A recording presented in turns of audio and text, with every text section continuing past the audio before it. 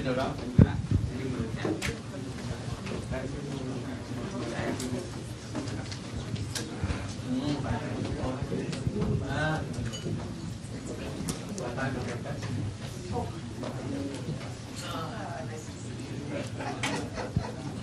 we have the other minister? We're missing a minister.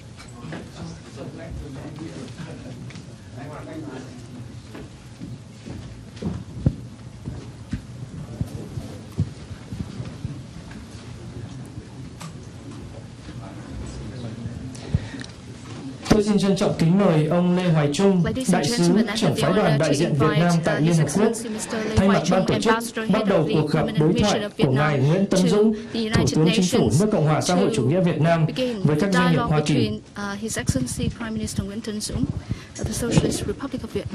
Kính thưa ngài Nguyễn Tấn Dũng, Thủ tướng Chính phủ nước Cộng hòa xã hội chủ nghĩa Việt Nam, kính thưa các quý vị.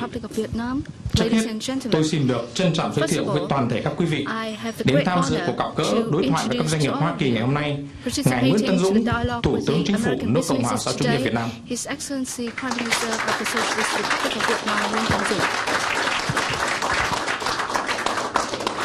Cùng tham dự với ngài Thủ tướng về phía Việt Nam có các thành viên của đoàn đại biểu cấp cao Việt Nam.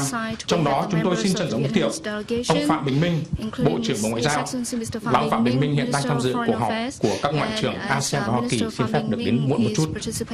Ông Vũ Đức Đam, Bộ trưởng Chủ nhiệm Văn phòng Chính phủ. Ông Bùi Quang Vinh, Bộ trưởng Bộ Kế hoạch và Đầu tư. Ông Vũ Huy Hoàng, Bộ trưởng Bộ Công Thương. Ông Nguyễn Văn Bình, Thống đốc Ngân hàng Nhà nước Việt Nam. Ông Nguyễn Quốc Cường, Đại sứ Việt Nam tại Hoa Kỳ. Còn có một số lãnh đạo doanh nghiệp, phóng viên, một số hãng thông tấn, báo chí Việt Nam. Như quý vị đều biết, tại thành phố New York đang diễn ra phiên họp cấp cao của khóa 68 Đại đồng Liên Hợp Quốc, được cộng đồng quốc tế hết sức quan tâm theo dõi. Khoa học có nghĩa đặc biệt trong tình hình thế giới đứng trước các thách thức phức tạp nhiều mặt. Khoa học cũng trao đổi chủ đề hết sức quan trọng là chương trình nghị sự phát triển sau năm 2015. Sự tham gia của đoàn đại biểu cấp cao Việt Nam do ngài Thủ tướng Nguyễn Tấn Dũng dẫn đầu thể hiện sự quan trọng đối với vai trò của Liên Hợp Quốc và mong muốn đóng góp vào việc giải quyết những vấn đề chung của Việt Nam, của cá nhân ngài Thủ tướng Nguyễn Tấn Dũng. Chiều ngày hôm nay, tại Đại đồng Liên Hợp Quốc, Thủ tướng Nguyễn Tấn Dũng sẽ có bài phát biểu quan trọng. Thủ tướng cùng phu nhân và đoàn tới Hoa Kỳ mới trưa ngày hôm qua. Đầu tiên là dừng chân tại Washington DC và sẽ rời New York ngay tối ngày hôm nay. Nhưng trong khoảng thời gian rất ngắn đó, Thủ tướng có cuộc gặp với các vị Tổng thư ký Liên Hợp Quốc, lãnh đạo Ngân hàng Thế giới, Quỹ tiền tệ quốc tế, một số tổ chức phát triển Liên Hợp Quốc, tiếp các vị Bộ trưởng Ngoại giao, Thương mại, đại diện thương mại Hoa Kỳ, lãnh đạo một số nước và báo giới. Trong trao đổi với ban tổ chức, các doanh nghiệp Hoa Kỳ bày tỏ sự đánh giá cao của đối thoại mà Thủ tướng Nguyễn Tấn Dũng dành cho doanh nghiệp ngày hôm nay, thể hiện sự quan tâm của chính phủ Việt Nam và cá nhân Thủ tướng với giới doanh nghiệp có vị trí đặc biệt trong xã hội Hoa Kỳ trong quan hệ giữa hai nước và hiện đang có những đóng góp ở Việt Nam. Các doanh nghiệp cũng được Liên Hợp Quốc nhìn nhận là lực lượng quan trọng trong việc thực hiện chương trình phát triển bền vững sau năm 2015. Đến dự cuộc đối thoại ngày hôm nay có lãnh đạo của các doanh nghiệp hàng đầu của Hoa Kỳ trong nhiều lĩnh vực, trong đó có nhiều doanh nghiệp đang hoạt động tại Việt Nam, một số đại diện của Viện Nghiên cứu, cơ quan truyền thông quan tâm Việt Nam. Thay mặt ban tổ chức gồm Sứ quán Việt Nam tại Hoa Kỳ, Phái đoàn đại diện thường trực Việt Nam tại Liên Hợp Quốc, Liên minh Kinh tế Quốc tế, Phòng Thương mại Hoa Kỳ, Hội đồng Thương mại Hoa Kỳ ASEAN, Asian Society và với sự hỗ trợ hiệu quả của Văn phòng Chính phủ, Bộ Kế hoạch Đầu tư và Bộ Ngoại giao Việt Nam, cùng tất cả các quý vị tại đây, xin trân trọng cảm ơn Thủ tướng Chính phủ Nguyễn Tấn Dũng đã tới dự và đối thoại với các doanh nghiệp. Cuộc đối thoại này đang được truyền trực tiếp trên mạng và sẽ được đưa lên nhiều mạng lớn ở Hoa Kỳ, ở Việt Nam và được thực hiện bởi các phóng viên thường trú tại Hoa Kỳ của Đài truyền hình Việt Nam, Thông tấn xã Việt Nam, Đài Tiếng nói Việt Nam, kết hợp với sự giúp đỡ về công nghệ của công ty FPT Việt Nam và công ty FPT USA. Bây giờ tôi xin mời ông dẫn chương trình giới thiệu ngắn về chương trình làm việc của chúng ta ngày hôm nay. Xin cảm ơn ngài Nguyễn Tấn Dũng, Thủ tướng Chính phủ và cảm ơn tất cả quý vị.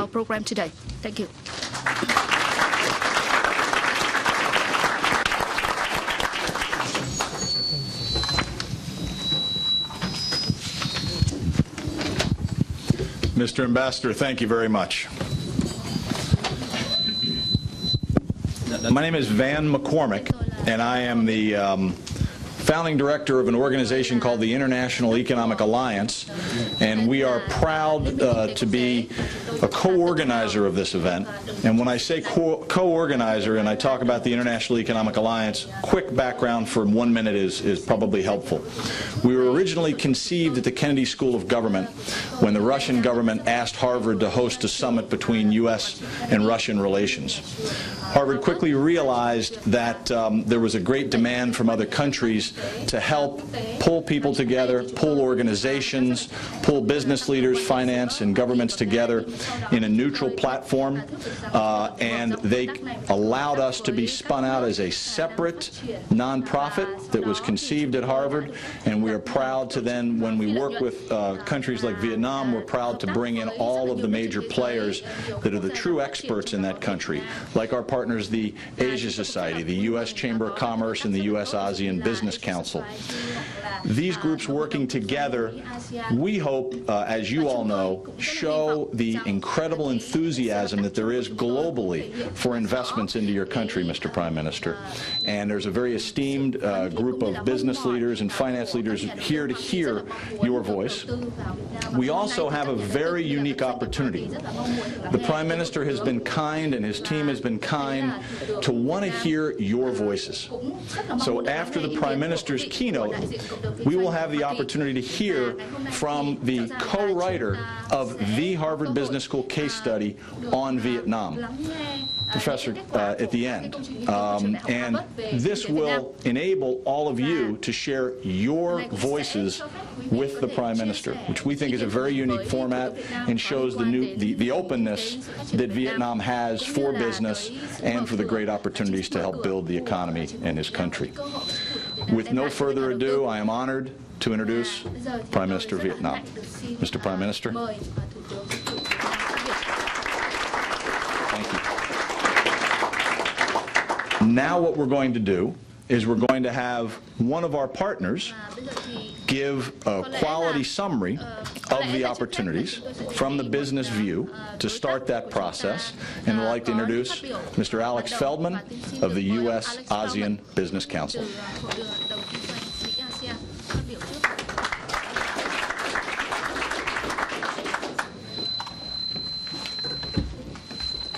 Thank you, Van.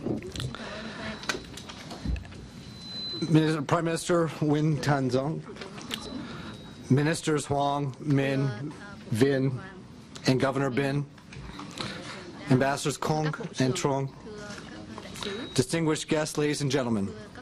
As Van said, I'm Alex Feldman. I'm president of the U.S. ASEAN Business Council. And it is a privilege to share this podium with the International Economic Alliance, the U.S. Chamber of Commerce, and the Asia Society. It's also my great honor to welcome you, Mr. Prime Minister, back to the United States. We hope you come back again and again. And as you may know, the Prime Minister is a long trusted friend of the U.S. business community. And this impressive audience here today is a testament to the confidence that the American business community has in the efforts to further improve the economic climate in Vietnam that the Prime Minister has led. Those efforts in just the last 2 years have been substantial, including reining in inflation and stabilizing the currency. Nearly 30 years ago, the Council was founded by a few American executives who saw the tremendous opportunity in ASEAN.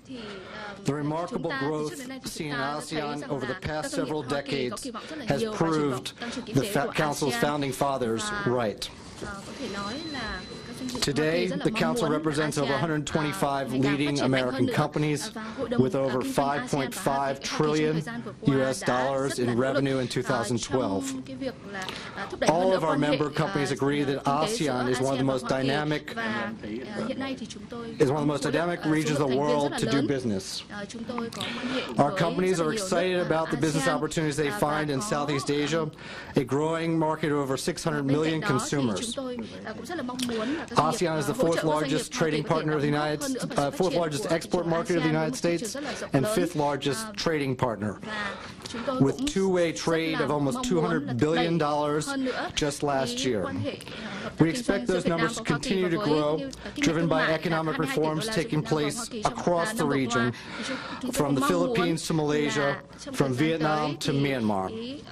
While our companies are slowing investments into some developing markets, many are expanding their operations in ASEAN, driven by new opportunities across a range of sectors. As the ASEAN Economic Community, or AEC, is established at the end of 2015, we expect to see substantial gains in the ability of our companies to approach ASEAN as a single market rather than 10 individual markets. Reforms like the ASEAN single window will allow goods to move more seamlessly throughout the region and substantially reduce costs and time to market. Although we see a strong future for growth in the region, it does not mean there will be no bumps in the road ahead. I want to commend you and your government, Prime Minister Dũng, for your efforts in helping Vietnam regain macroeconomic stability and emerge from the recent downturn. Our current restructuring of the banking system is on the right track to create a more competitive business environment and encourage growth and development of Vietnam's private sector. We encourage the government to consider further reforms, such as simplifying the procedures, processes, and investment limitations for establishing and expanding businesses across Vietnam in order to facilitate greater ease of doing business and allowing even more American companies to participate in Vietnam's growth story. Even despite the recent downturn, trade between the United States and Vietnam has enjoyed steady growth over the last 10 years, totaling almost $25 billion last year. Although the U.S. is currently running a trade deficit with Vietnam, our companies are finding new ways to invest more and sell more to Vietnam, and in particular looking at sectors like energy, aviation, ICT, healthcare, agriculture, and the service sectors. While Vietnam remains an exciting market, there are areas where the government could do more to continue improvements and further attract investment. Energy is an important sector. We feel the government may be able to do even more to make investors feel comfortable in making significant investment decisions in major energy projects in the country. These investment decisions could also be made in a more timely manner and attract further investment. Infrastructure also offers great opportunities for American companies, but more transparency in the process would certainly help American companies and investors feel more comfortable and make more substantial investments. Our technology and internet companies see a lot of opportunity in Vietnam. ICT is the fastest growing sector for our member companies in ASEAN, and Vietnam is an important part of that growth. However, Mr. Prime Minister, as I think you're aware, recent regulations have some provisions that could seriously hurt business. Not only ICT business, but business as a whole, and also slow down economic growth. We hope that you will review these regulations and make some needed changes as part of that review. In all of these areas, we, the U.S. business community, represented by the U.S. Chamber of Commerce, AmCham, and the U.S. ASEAN Business Council, are always willing to engage the government to find creative solutions which keep business moving and help address the concerns of government. We hope you'll see us as a partner in the effort to improve trade and investment and add jobs on both sides of the Pacific. As we work together to help build Vietnam's business environment, the Council and its member companies are appreciative of the strong support and willingness to engage that we've always received from the government of Vietnam.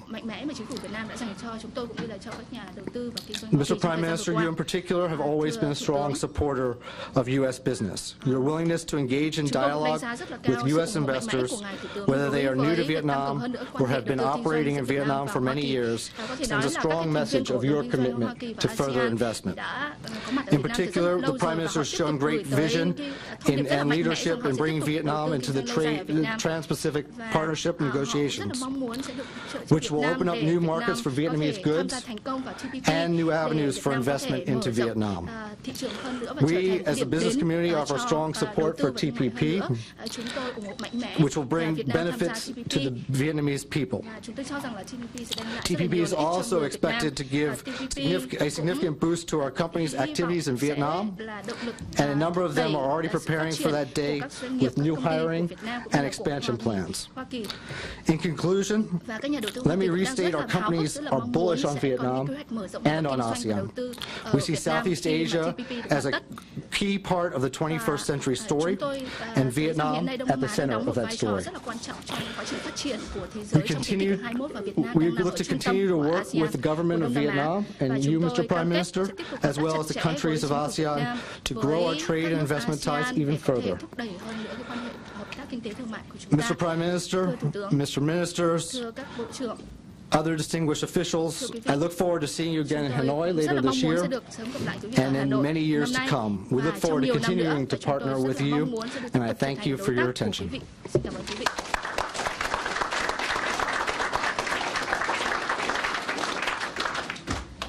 Alex, thank you very much. Mr. Prime Minister, thank you. Thank you, Alex. We'd like to now introduce the other partner who is going to introduce the Prime Minister. It's an organization everyone knows, the U.S. Chamber of Commerce. Tammy? Thank you. Okay, thank you. On behalf of the U.S. Chamber of Commerce, we want to extend our gratitude to the International Economic Alliance for organizing today's event. Mr. Prime Minister, the American business community is very excited about the opportunities in Vietnam. The U.S. Chamber and the American Chambers of Commerce in the region recently conducted a survey which found the U.S. companies see much potential in Vietnam. We interviewed 475 senior executives working for American companies in the ASEAN region, and many of them are looking to expand their investments in Vietnam. At the same time, the survey did identify some concerns, such as corruption, lack of transparency, regulations, and the rulemaking process. Now, none of these problems are unique to Vietnam, but if they are carefully addressed, they will make Vietnam a much more attractive country to foreign capital and foreign investors. And the Trans-Pacific Partnership, or TPP, we believe is a way forward to help address many of these challenges. It will give us the opportunity together to update the rules to reflect the international business the way it is conducted today in the 21st century. We have been so pleased, Mr. Prime Minister, to see the priority that you personally and that your government has placed on the timely completion of this ambitious trade agreement, and we look forward to our continuing cooperation. Excellencies, ambassadors, ladies and gentlemen, it's now my honor to introduce Prime Minister Dũng. The limited time today prevents me from giving you the full rundown of his very long and distinguished career, so please permit me to just offer a few highlights. He has been Prime Minister since July of 2006, as well as a Politburo member of the party's Central Committee. He also serves as head of the party's Central Committee's Anti-Corruption Steering Committee. He's Vice Chairman of the National Defense and Security Council, Chairman of the National Council on Education, head of the Government Steering Committee for Administrative Reforms, also head of the Steering Committee for Building and Development of the Defense Industry, and head of the National Steering Committee for Response to Climate Change. As you can see, he is an extraordinarily important player in the business community. A partial listing of his many responsibilities have included oversight for committees and bodies responsible for the renovation of state-owned enterprises, crime prevention, and financial service oversight, including a term as cái hoạt động của các ngân hàng, trực tiếp chỉ đạo hoạt động của Ngân hàng Nhà nước Việt Nam, vân vân. Và thưa ngài Thủ tướng, ngày hôm nay thì chúng tôi rất là vui mừng và hân hạnh được chào đón ngài Thủ tướng tới sự kiện ngày hôm nay. Và một lần nữa xin đề nghị tất cả chúng ta nhiệt liệt hoan nghênh ngài Thủ tướng.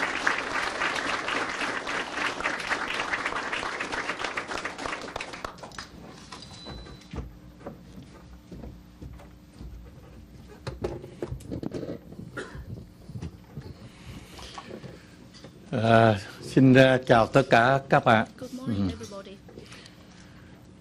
Trước hết, tôi bày tỏ cái sự rất là phấn khởi được có dịp gặp lại các bạn và trao đổi ý kiến thân tình với các bạn hôm nay. Tôi rất là cảm ơn ý kiến phát biểu của ngài đại diện cho Hội đồng Kinh doanh Hoa Kỳ ASEAN Việt Nam, rồi ý kiến phát biểu của bà là đại diện của Hội đồng Kinh doanh Hoa Kỳ. Tôi cho hai ý kiến phát biểu của các bạn vắn tắt nhưng mà rất là hay, có thể nói là rất là đầy đủ để thúc đẩy cái quan hệ hợp tác giữa hai nước chúng ta, mà đặc biệt là trên lĩnh vực kinh tế, thương mại, đầu tư.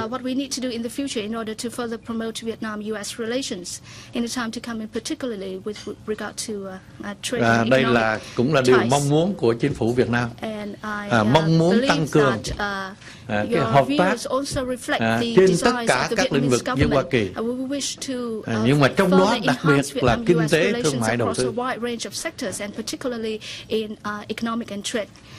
với tinh thần là chúng ta cùng hợp tác, cùng bổ trợ cho nhau để cùng có lợi, cùng thắng, cùng phát triển. Và mục tiêu này chúng ta đã đi được một chặng đường, có thể nói là một chặng đường dài và rất thành công.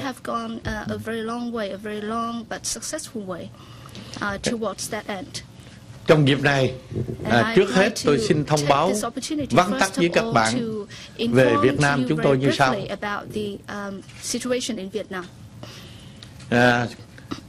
Việt Nam là một quốc gia đất chật người đông.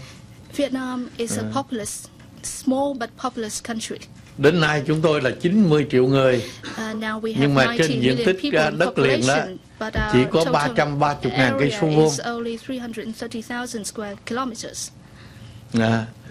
Nhưng mà Việt Nam cũng xin thông báo các bạn, chúng tôi có một cái khẳng định tự hào là Việt Nam đã thực hiện thành công cái việc chuyển đổi từ nền kinh tế tập trung bao cấp sang nền kinh tế thị trường, hội nhập sâu rộng vào nền kinh tế thế giới. And Vietnam is also integrating comprehensively and deeply into the international community. Như vậy là 27 năm qua, liên tục 27 năm qua, tính từ năm 1986 đến nay, kinh tế Việt Nam liên tục tăng trưởng bình quân 7% GDP một năm. Riêng giai đoạn 2001-2010, kinh tế Việt Nam tăng trưởng bình quân 7,2% GDP một năm. Thưa các bạn, trong bối cảnh khủng hoảng tài chính và suy thoái kinh tế toàn cầu tác động rất nặng nề vào nền kinh tế Việt Nam,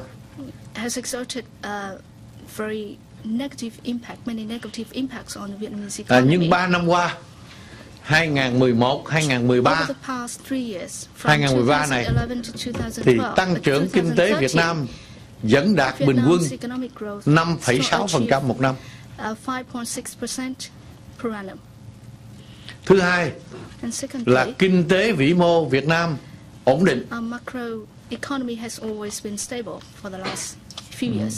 Chúng tôi đã kiểm soát lạm phát thành công.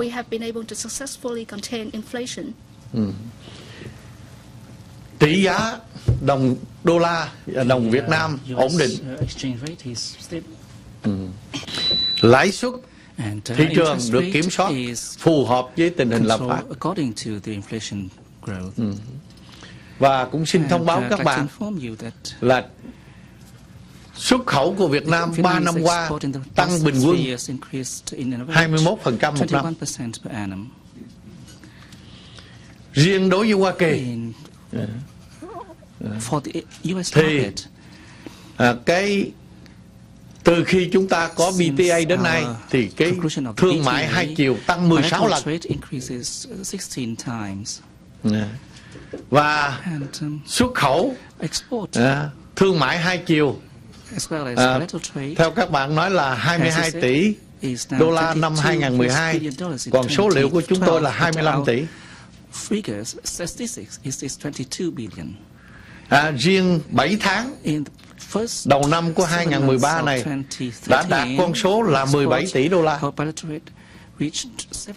Dự kiến cả năm 2013 này là sẽ là thương mại hai chiều là 30 tỷ. Tăng như vậy là 20% so với năm 2012.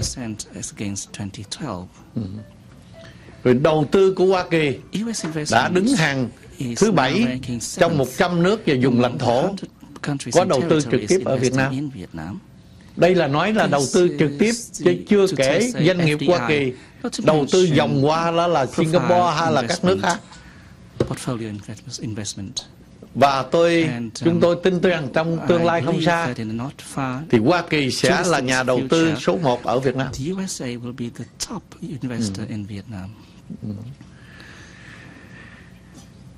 Cái thứ hai đó là cái kinh tế vĩ mô của Việt Nam.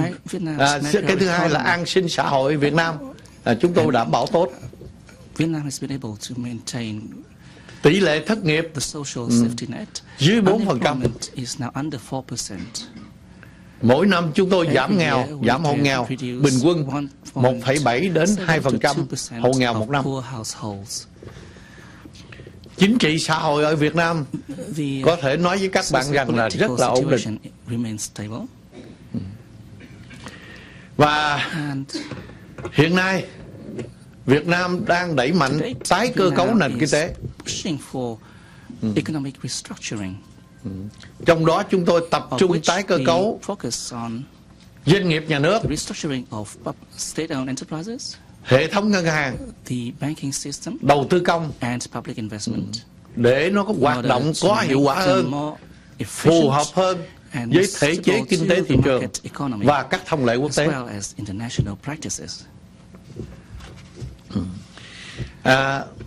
Để thực hiện những mục tiêu đó thì Việt Nam đang thực hiện 4 cái chính sách trụ cột sau đây.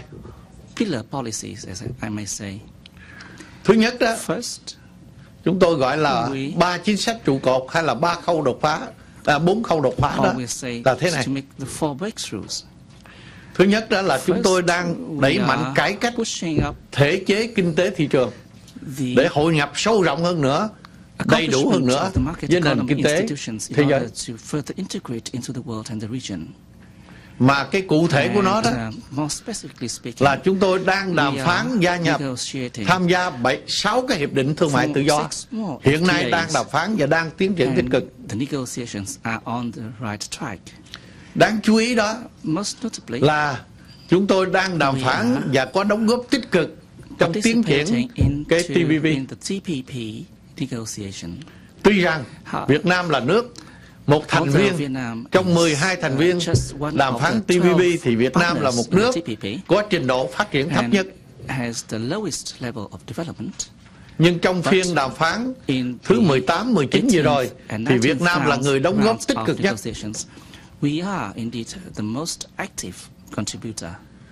Ông Bộ trưởng Thương mại, bà Bộ trưởng Thương mại, ông Bộ trưởng đại diện thương mại Hoa Kỳ hay ông John Kerry vừa rồi gặp tôi cũng đã thừa nhận cái đóng góp này của Việt Nam.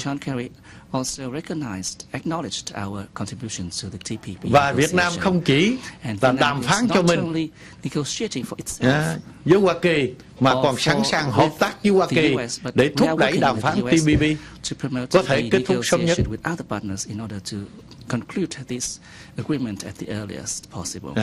Ngoài ra, chúng tôi cũng đang đàm phán hiệp định thương mại tự do với EU rồi với liên minh thế quan của Nga, Kazakhstan và Ukraine, Belarus and Kazakhstan, và một số hiệp định khác. Tôi muốn nói điều đó là Việt Nam đang cải cách thể chế một cách mạnh mẽ, cải cách hành chính mạnh mẽ để phù hợp với luật pháp và thông lệ quốc tế. Đây là một cái điều kiện hết sức quyết định để tạo thuận lợi cho tất cả các bạn đầu tư vào Việt Nam, đầu tư thương mại kinh doanh ở Việt Nam một cách công khai, minh bạch, rõ ràng theo mặt bằng chuẩn mực quốc tế. Đó là một cái chúng tôi cho rằng đây một trụ cột chính sách, một khâu đột phá hết sức quan trọng của Việt Nam. Tôi rất mong là các bạn có mặt ở đây, các nhà doanh nghiệp Hoa Kỳ, Hội đồng Kinh doanh Hoa Kỳ, Hội đồng Kinh doanh Hoa Kỳ ASEAN, các bạn ủng hộ chúng tôi.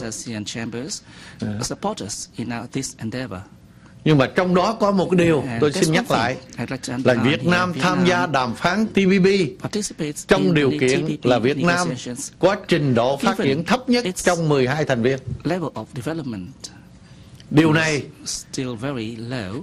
khi Tổng thống Obama gặp tôi và một số nhà lãnh đạo của ASEAN mà có tham gia đàm phán TPP, thì Tổng thống Obama cũng đã nói rằng Hoa Kỳ hiểu Việt Nam, sẵn sàng dành cái sự đối xử khác biệt, linh hoạt đối với Việt Nam.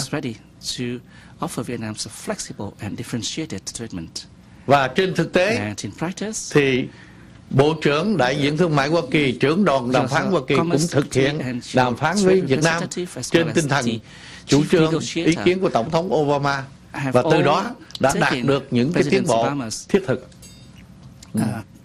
Hôm qua tôi có nói với Bộ trưởng Đại diện Thương mại Hoa Kỳ là cái khó khăn đàm phán với Hoa Kỳ không còn phải là ở Việt Nam mà ở các nước khác. Cái trụ cột thứ hai, cái khâu đột phá thứ hai đó là chúng tôi đang tập trung sức, đang tập trung nguồn lực của nhà nước, đặc biệt là huy động ngoài nhà nước, của tư nhân trong nước, của các nhà đầu tư nước ngoài để đầu tư phát triển cái kết cấu hạ tầng kinh tế xã hội, bao gồm cả giao thông, các hình thức hạ tầng giao thông, rồi hạ tầng viễn thông và các hạ tầng khác, để tạo thuận lợi, tạo điều kiện cho cái đầu tư kinh tế thương mại, không chỉ cho trong nước mà cho các nhà đầu tư nước ngoài. Trong đó có giao thông, có năng lượng, có viễn thông, có y tế, có giáo dục. Tôi kêu gọi các bạn, các nhà doanh nghiệp Hoa Kỳ tham gia vào cái đầu tư này, giống như GE, giống như là tập đoàn đầu tư ở điện ở Mông Dương của chúng tôi, vân vân. Cái khâu thứ ba, cái chính sách trụ cột thứ ba đó là chúng tôi đang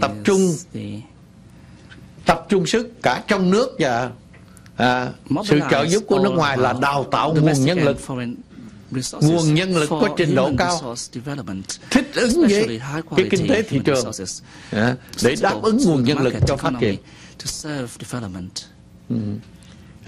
Thì Hoa Kỳ đây cũng là một nơi mà chúng tôi gửi rất nhiều học sinh, sinh viên đến học tập ở Hoa Kỳ, đang có hơn chục nghìn người,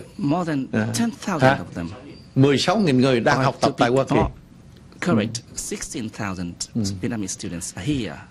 Cái thứ ba là chúng tôi đang tập trung chỉ đạo mà đang có hiệu quả, đó là tái cơ cấu đầu tư công. Cái đầu tư công cho tập trung hiệu quả, và chúng tôi cũng mở cửa cái thị trường đầu tư công cho các cái doanh nghiệp kể cả bên ngoài tham gia. Mà thông qua hiệp định TPP sẽ mở cửa cái thị trường này. Và một cái khâu cuối cùng, cái khâu mà chúng tôi cho rằng cũng rất là có ý nghĩa quyết định, là chúng tôi đang tăng cường và đang thực hiện có kết quả là cái nâng cao năng lực quản trị của nhà nước Việt Nam, của hệ thống hành chính Việt Nam. Nó phù hợp với cái điều kiện kinh tế thị trường, phù hợp với cái điều kiện hội nhập quốc tế của Việt Nam. Thực sự Việt Nam là một thành viên tích cực, một thành viên xây dựng, một thành viên có trách nhiệm của cộng đồng quốc tế. Tôi rất mong đó là các bạn ủng hộ cái cải cách của Việt Nam, cũng là tạo ra cái môi trường thuận lợi để hoan nghênh tất cả các bạn đầu tư thương mại thành công ở Việt Nam.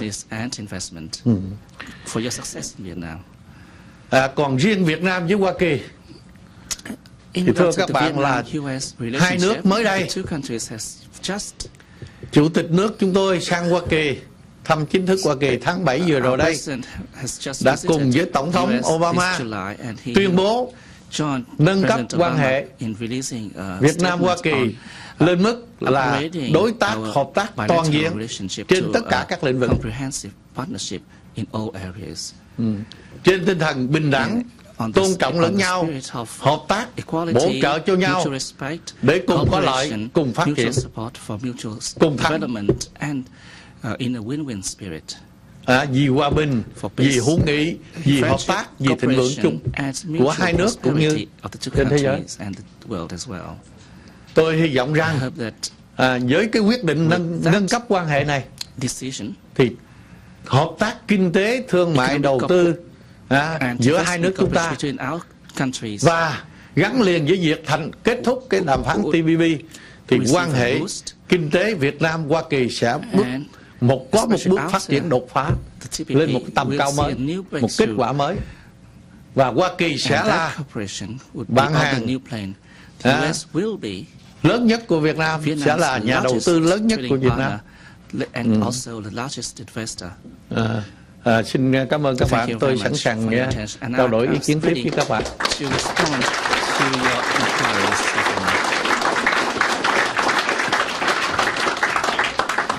Tôi xin nói một câu nữa là cái lĩnh vực các bạn nêu như là ICT hay là năng lượng hay là hàng không hay là lĩnh vực tài chính ngân hàng, đây là những lĩnh vực mà chúng tôi rất khuyến khích các bạn vào đầu tư Việt Nam và đang triển khai những dự án rất lớn. Thí dụ như GE, tôi dự kiến ký tại đây, chứng kiến lễ ký là giữa Việt Nam Airlines, GE, một gói mua động cơ rất lớn, động cơ GE rất lớn, nhưng mà theo ý kiến của Nhà Trắng là dành để tôi và Tổng thống Obama chứng kiến ký ở Brunei sắp tới.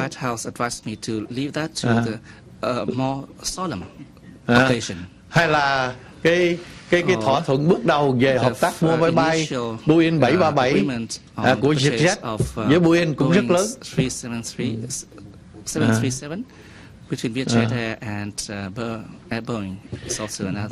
Hay là những cái lĩnh vực khác mà các bạn nêu tôi không có điều kiện kể hết đây, nhưng mà dự án rất lớn, rất là quan trọng, mà qua đó thì cán cân thương mại giữa hai bên sẽ tăng lên, nhưng mà cái nhập siêu của Việt Nam cái xuất siêu Việt Nam sẽ giảm đi. Nhưng mà nhân đây tôi cũng chân thành đề nghị với các bạn là ủng hộ, là khuyên chính phủ Hoa Kỳ, Bộ Thương mại Hoa Kỳ không nên đó là phân biệt đối xử với hàng hóa Việt Nam.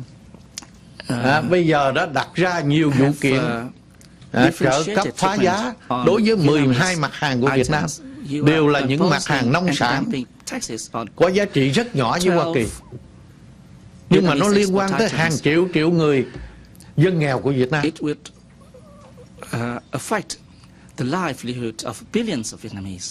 Vừa rồi đó, các bạn mà quyết định không chấp nhận cái thuế trợ cấp rồi phá giá tôm Việt Nam, tôi cho một quyết định hết sức khách quan đúng đắn. Bây giờ đó, cá tra tôi cho rằng cũng tương tự như tôm như thế, nhưng mà đó là những cái đối xử rất không công bằng, rất không khách quan đối với Việt Nam. Mà tôi xin nhấn mạnh rằng cái hàng hóa đó giá trị không lớn như Hoa Kỳ, nhưng mà rất lớn đối với Việt Nam vì hàng triệu người lao động nghèo người Việt Nam gắn với cái sinh sống đó. Tôi rất mong các bạn, những nhà doanh nghiệp có trách nhiệm, các bạn ủng hộ chúng tôi một cái là cái đòi hỏi rất là chính đáng này. Xin cảm ơn các bạn.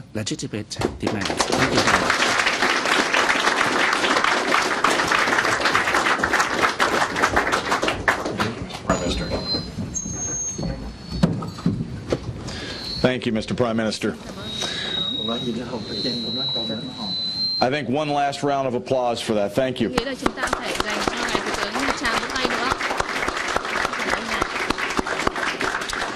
Ladies and gentlemen, what we're going to do now is we're going to have the interactive discussion. The Prime Minister would like to hear from you, wants to hear the voice of business. And then after the interactive part ends, we will start the lunch, because I don't know about you, but that chocolate on the table is looking very good to me. And after that, the Prime Minister will leave, and the ministers will remain to take questions for everybody. So please stand tuned. I'm going to now introduce you in a moment here to our Harvard Business School professor that I mentioned who wrote the case study on Vietnam. But one last thing I would like to do is to thank our sponsors, Coca-Cola and Warburg Pincus.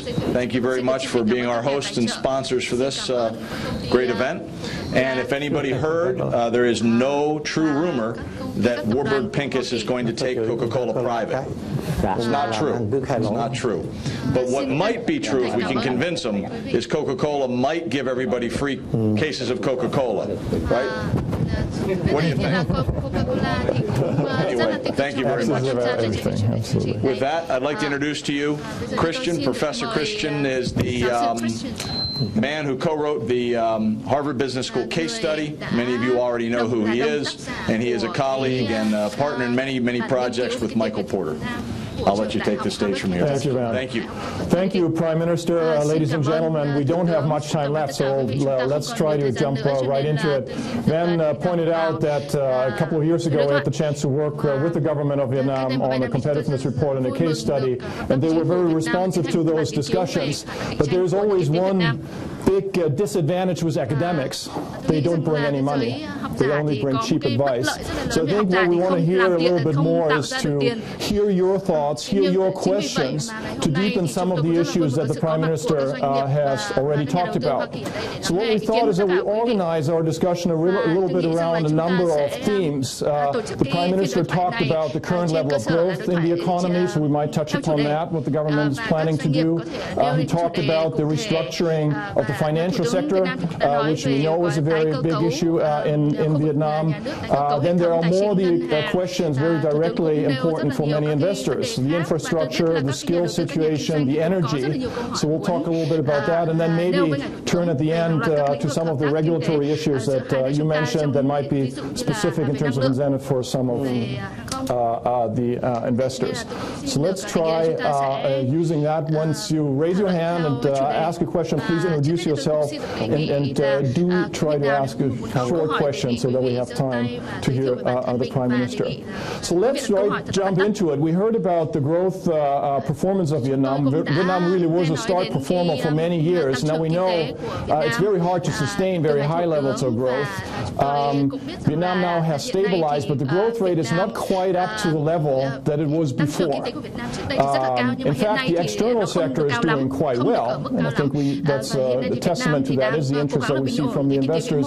But we see a more subdued situation on the domestic front. And so the first set of questions we might want to look into is related to the domestic economy and whether the government is planning anything around that. Are there any questions around those issues? Please, if you just quickly introduce yourself. My name is Chip Kay. I'm co-president of Warburg Pincus as well as past chairman of Asian Society. We, in May of this year, invested... You're going to need a microphone for the translator. I'm sorry. Sorry, I forgot the translation. Sorry, my name is Chip Kay. I'm co-president of a global private equity firm, Warburg Pincus, as well as past chairman of Asia Society.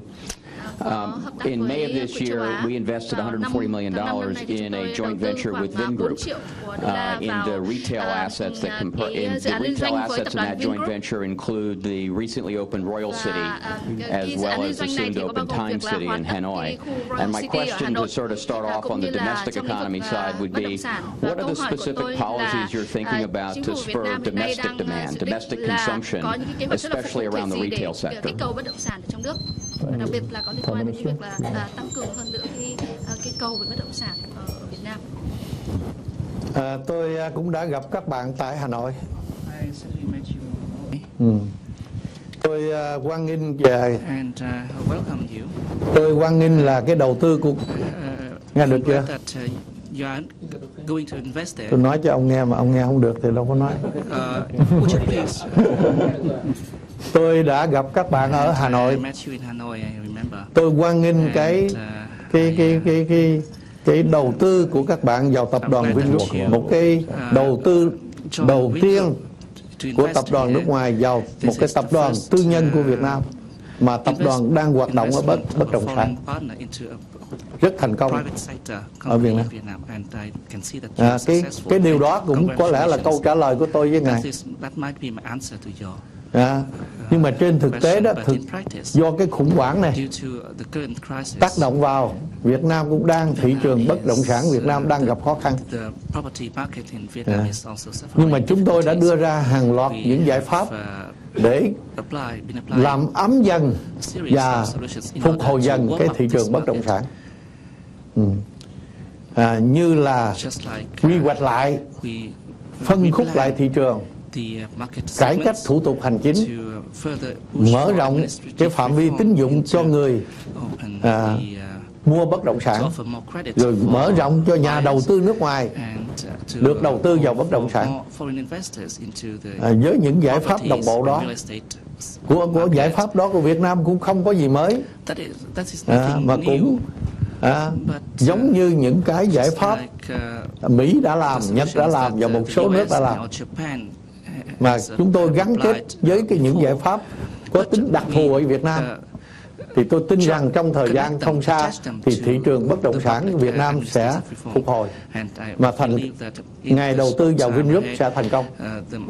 Cái 200 triệu của ngài đó là 20%, 200 triệu của ngài là đô la của ngài sẽ thành công.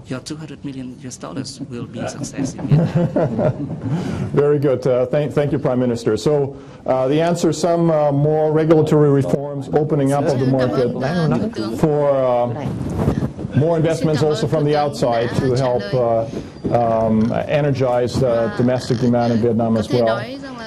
Any more questions to that specific topic, re-energizing domestic demand at the moment? Giúp cho Việt Nam có thể kích cầu trong nước. Question there in the back. Trong nhiều lĩnh vực khác nhau, không chỉ là bất động sản. Câu hỏi tiếp theo ạ. Xin chào Prime Minister. Thank you for being with us today. I'm Jonathan McGrain from Cardinal Group. The World Bank recently issued a report. Cái dịch không nghe. Máy nào không nghe. Rồi bắt đầu. The World Bank recently issued a report saying that the reform of the SOE and the banking sectors in Vietnam were critical to investor confidence. Coi lại sao thế nào, nghe không nghe được làm sao nói.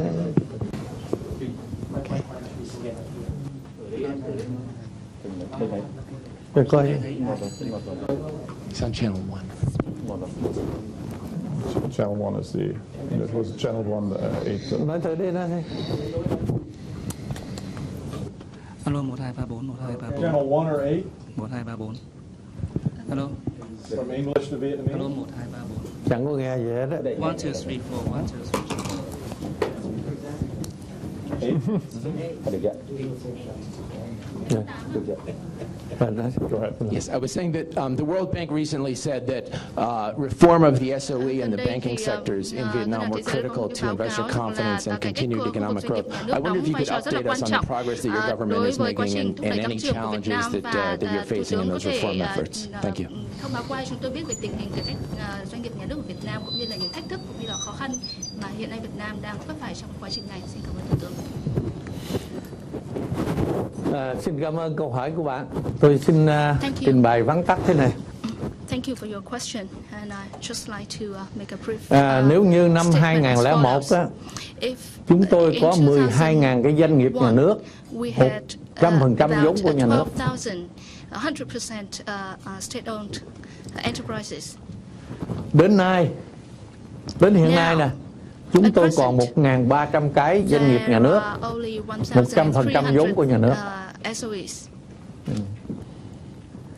Cái số trước đó, số giảm trước đó đó, thì chúng tôi đã thực hiện cổ phần hóa, tư nhân hóa toàn bộ. Bây giờ đó chúng tôi còn 13.000 cái, đây là 1.300 cái. Trong 1.300 cái đó nằm trong 1.300 cái doanh nghiệp nhà nước này nằm trong 100 cái tập đoàn và tổng công ty nhà nước. Chủ trương của chúng tôi là từ nay đến năm 2020, tức là còn khoảng 7 năm nữa, chúng tôi cổ phần hóa toàn bộ các cái tập đoàn tổng công ty nhà nước này.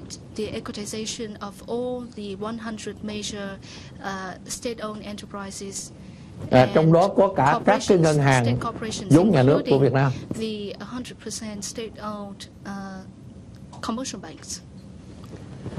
Có ông tổng giám đốc cái hãng hàng không quốc gia Việt Nam của tôi đây cũng đang lên kế hoạch cổ phần hóa xong rồi, đang kêu gọi cái nhà đầu tư chiến lược để đầu tư vào cái tập đoàn hàng không quốc gia Việt Nam. Mời các bạn tham gia. Rồi dầu khí của Việt Nam, rồi viễn thông của Việt Nam, ngân hàng của Việt Nam, tất cả chúng tôi đã lên kế hoạch và kêu gọi tìm nhà đầu tư chiến lược để cải cách, để doanh nghiệp nhà nước chúng tôi đa sở hữu, hoạt động theo kinh tế thị trường, minh bạch, cạnh tranh.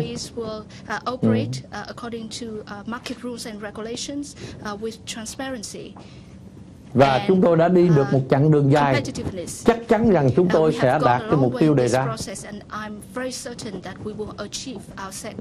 Tôi rất mong các bạn, rất hoan nghênh các bạn tham gia với chúng tôi.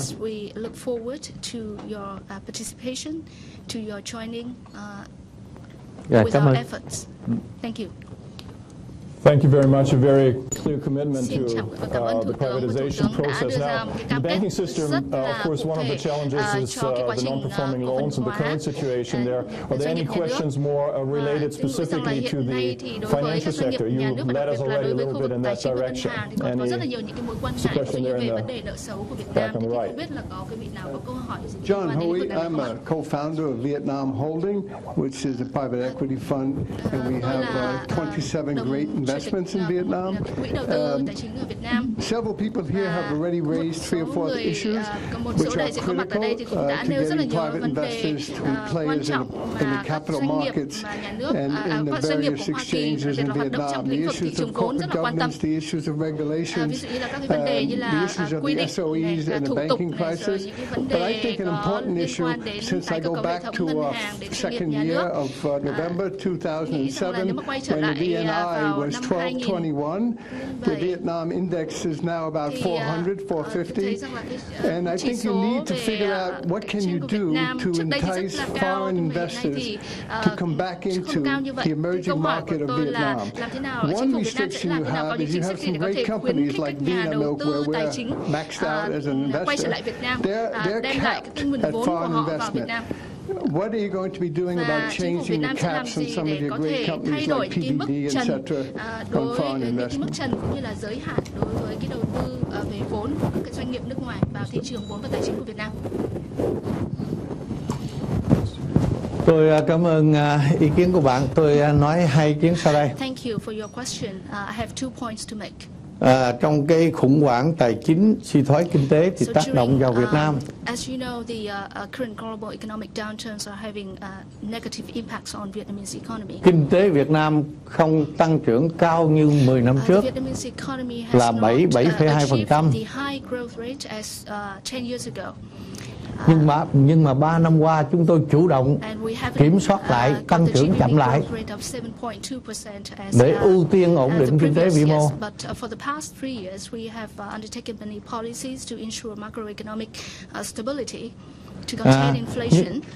Nhưng mà tăng trưởng 3 năm qua, 2011, 2013 chúng tôi vẫn đạt tăng trưởng GDP 5,6% một năm. Nợ xấu ngân hàng của Việt Nam theo đánh giá của IMF và World Bank, theo thông lệ quốc tế mới thảo luận với tôi chiều hôm qua, là nợ xấu ở ngân hàng Việt Nam, hệ thống ngân hàng Việt Nam là 7%. Nhưng mà điều quan trọng là Việt Nam đã kiểm soát được, nợ xấu không tăng lên.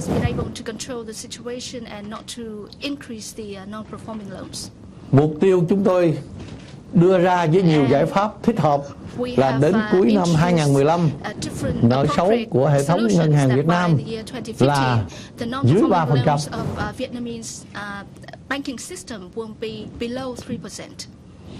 Ông thống đốc ngân hàng của tôi đây đã cam kết trước Quốc hội, trước nhân dân Việt Nam điều đó.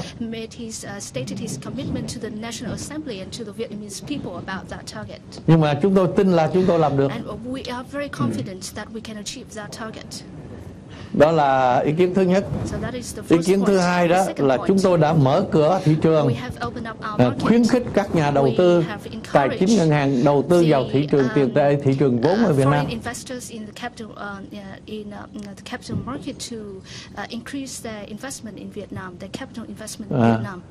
Hiện nay cái đầu tư FII đang đầu tư vào thị trường chứng khoán Việt Nam khá tốt.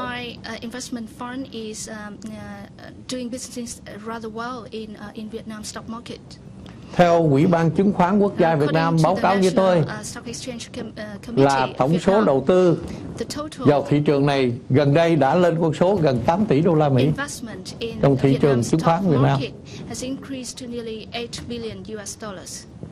Và mới hồi tối đây tôi đã chứng kiến cái ký hợp đồng hợp tác giữa Ngân hàng Đầu tư của Việt Nam BIDV và tập đoàn MetLife để hợp tác để đầu tư vào thị trường bảo hiểm của Việt Nam.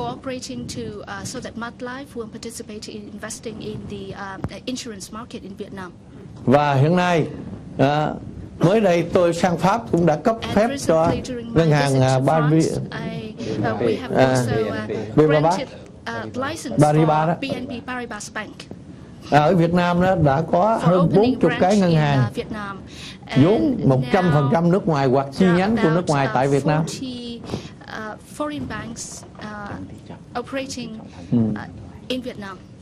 Và chúng tôi đang có lộ trình tăng tỷ trọng cổ phần cái room của nhà đầu tư nước ngoài vào cái cổ phần của ngân hàng của Việt Nam.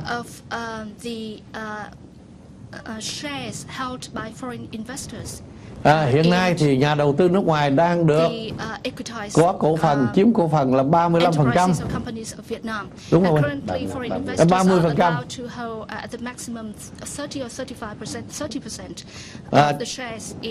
Ông thống đốc tôi cũng đang trình lên cái lộ trình tiếp tục mở thêm cái room này, mở thêm cái thị phần này một cách thích hợp.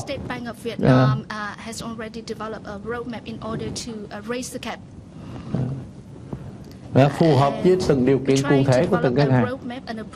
Nhưng mà chắc chắn là chúng tôi cũng là cái mở cái thị trường này là không thua kém bất cứ nước nào trong khu vực.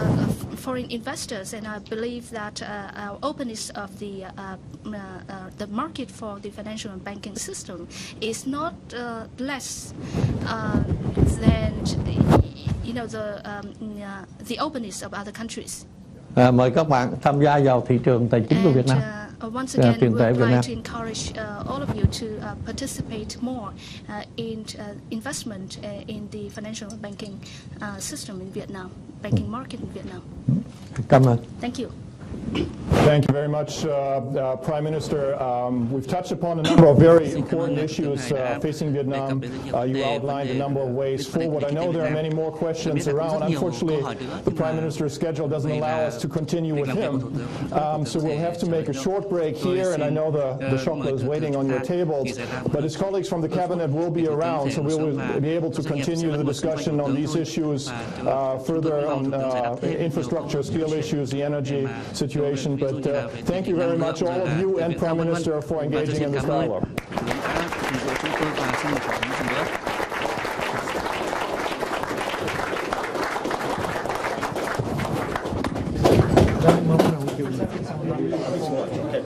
Ladies and gentlemen, lunch will be served now. Ladies and gentlemen. Ladies and gentlemen, lunch will be served now, so please be seated. The Prime Minister will sit down and have lunch. After all that, you have to eat lunch. He has to leave now. Okay, change of plans. Is he leaving now? Tôi sẽ phải đi gặp ông Tổng thư ký Liên Quốc. Các bộ trưởng chúng tôi ngồi lại đây. Yes. Sẵn sàng trao đổi ý kiến với các bạn. It will be our honor. Thank you, everybody. Thank you, Mr. Prime Minister. We'll be leaving now. You can go down that way if you want. Thank you, Mr. Prime Minister.